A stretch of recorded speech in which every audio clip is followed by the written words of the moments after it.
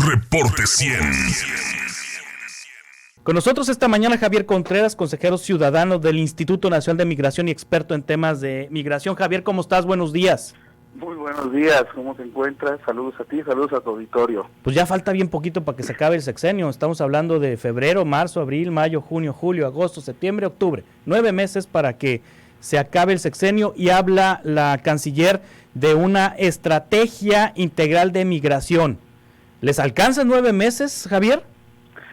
Definitivamente no alcanzan 9 meses para poder generar un cambio en la visión o en la gestión de las migraciones en nuestro país. Sin embargo, definitivamente 9 meses sí es un plazo considerable para poder poner en marcha cambios que sí son urgentes. En ese sentido, hay que recibir bien, recibir con atención por lo menos, ¿no? Cualquier propuesta, cualquier programa, estrategia que busque revertir una serie de problemáticas graves que acusan a la región, no solamente a México. Entonces, ahí también, este es un año muy interesante, ¿no? Siempre los años de elecciones tienen una doble visión en cuanto a qué tan práctico es o no iniciar cosas, porque bueno, después vendrá una nueva gestión y traerá sus propios proyectos, pero en mi experiencia, la verdad es que llega a ser interesante, ¿no? Tratar de recopilar lo aprendido en estos años que ellos han tenido en la administración pública y tratar de proponer una nueva forma de gestionarlo, que al fin y al cabo termina siendo un punto de partida para los que vengan, ¿no? O para la que vendrá, porque pues va a ser mujer. Entonces, sí.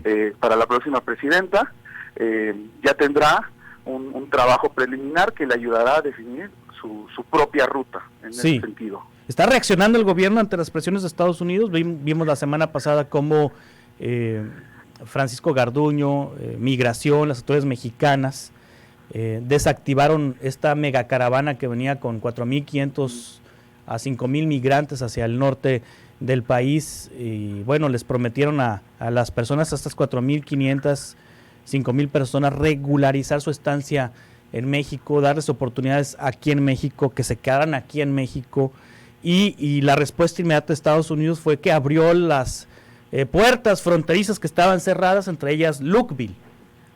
Parece que fue esa la decisión y la reacción de Estados Unidos fue abrir las puertas. Mira, toda la política mexicana en materia de migración es por naturaleza reactiva. Sí. Porque siempre estamos reaccionando a lo que hacen los Estados Unidos. En ese sentido, la respuesta siempre va a ser sí, pero aquí sí quisiera poner una coma, ¿no? Esta estrategia no es improvisada. De hecho, más bien la están reciclando, porque el gran contenido de esta estrategia integral realmente se había presentado ya en diciembre, y que es producto de esta gran mesa, de este grupo intersecretarial de ayuda a las migraciones, que sí coordina la Secretaría de Relaciones Exteriores. Y ahora en el marco de esta reunión de embajadores y consulados nacional que tiene cada año la Secretaría de Relaciones Exteriores, se da un foro apropiado para que lo puedan difundir con bombo y platillo, y para que puedan hablar de hacia dónde pueden ir estas cosas dirigidas. Seguramente en un mes, ¿no? Y en preparación para esta reunión se han de haber agregado, ¿no? Algunas cosas, pero mucho de lo que ya se estaba hablando el día de ayer lo conocíamos de las declaraciones que se habían dado en diciembre, ¿no? Y que son los trabajos que sí llevan como unos 4 años y medio de declaraciones, de acuerdos entre las diferentes secretarías. Entonces, siempre estamos reaccionando, sí. Esta estrategia no salió, no salió de la noche a la mañana. Y algo que también hay que poder entender es lo extraño que está funcionando el diseño de las respuestas para este tema, ¿no? De migración, porque este comité que se crea justo de hecho a propósito de algunas caravanas que fueron mal gestionadas por el gobierno mexicano, de manera política Andrés Manuel le entrega la titularidad o la batuta principal de coordinación de esta mesa a Secretaría de Relaciones Exteriores, que es un golpe duro para la Secretaría de Gobernación en su momento, y entonces se genera una especie de coordinación bicéfala, ¿no? Porque están haciendo todas estas reuniones que son importantes con Secretaría del Trabajo, con Secretaría de Seguridad, está todo el tema de cooperación para el desarrollo, desde esta mesa intersecretarial, pero al mismo tiempo no modifican nada la ley, reglamentos, y realmente quienes llevan la batuta de la política migratoria pues siguen siendo Secretaría de Gobernación, ¿no? Y principalmente el Instituto Nacional de Migración, que ellos van por la libre, hay que decirlo. Ellos no les importa lo que hacen en estas mesas de acuerdos. Entonces ya ha habido un desafío diferente. No quiero para nada anular, ¿no?, los avances que puedan salir de este tipo de estrategias, porque claro que van a ayudar y claro que importa que la Secretaría del Trabajo se sume, que la Secretaría de Relaciones Exteriores coordine, porque ella también es autoridad migratoria, ¿no? Pero creo que sí hizo falta en este punto donde la idea era juntar a nuevos actores y hacer un gran frente, terminar de cerrar esa pinza para que realmente fueran todos en un bloque, porque lo que ha pasado es que se han pulverizado entonces las intenciones y se ha permitido que incluso con intereses contradictorios se esté operando simultáneamente en México, pues las declaraciones y respuestas y acciones, ¿no? Y además súmale que lo que tú acabas de relatar, ¿no? Un país que es el que más nos presiona, pero al mismo tiempo un país que no nos da una idea clara de cómo él mismo quiere gestionar, ¿no? Porque de repente un día cierra y un día restringe mucho más el flujo migratorio y de repente en otro momento abre las fronteras, y la autoridad migratoria mexicana tampoco ha sabido muy bien reaccionar ante lo impredecibles que son las autoridades migratorias de los Estados Unidos. ¿Qué significa en acciones concretas, Javier, esta estrategia migratoria? ¿Significa, por ejemplo, que los migrantes se van a quedar a vivir en México, que ya no van a irse a los Estados Unidos, que van a evitar que los migrantes salgan de sus países de origen porque les van a ofrecer oportunidades de empleo? Mira, en este gobierno las estrategias no se diseñan, hay que ser muy sinceros, no se diseñan pensando en qué quieren que pase, sí, sino más bien en qué está sucediendo y más o menos cómo hacemos control de riesgo, ¿no? Control de crisis. O sea, no es que se vayan a quedar los migrantes en México, es que se están quedando. Y entonces, de hecho, la estrategia, más que proponer algo que le cambie la cara por completo o que proponga una visión de país y su forma de asumirse desde las migraciones, lo que hace es tratar de acomodar las medidas que en su momento fueron improvisadas, en su momento que fueron muy emergentes, para tratar de darles un poco más de estructura y fortalecer las que han estado funcionando de mejor manera o que han sido aceptadas por los Estados Unidos. Eso es la estrategia realmente, ¿no? O sea, hay un componente de cooperación, ¿no? Pero realmente ese componente de cooperación no es algo nuevo, sino más bien son los resultados de lo que la MEXID ha estado haciendo en los últimos años para tratar de generar algún apoyo a la región Centroamérica, y bueno, la idea es continuar con eso. ¿Por qué? Porque pues habrá habido algún resultado que a ellos les parezca que es positivo, ¿no? Y en el tema de trabajo, pues no es que queramos ahora cambiar el chip y pensar que la gente se puede quedar en México y tener una integración laboral.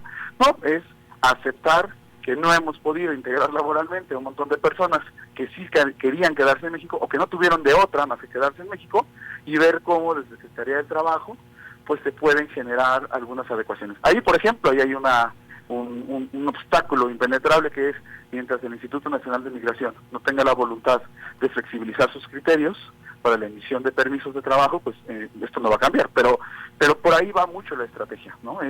Están tratando de escribir lo que fue una forma de trabajar muy desordenada, siempre con la urgencia, siempre tarde, siempre con pocos recursos, y poder darle más estructura a estos esfuerzos. Sí, ¿se sabe en México cuántos migrantes hay en este momento? ¿Cuántos se han quedado en nuestro país?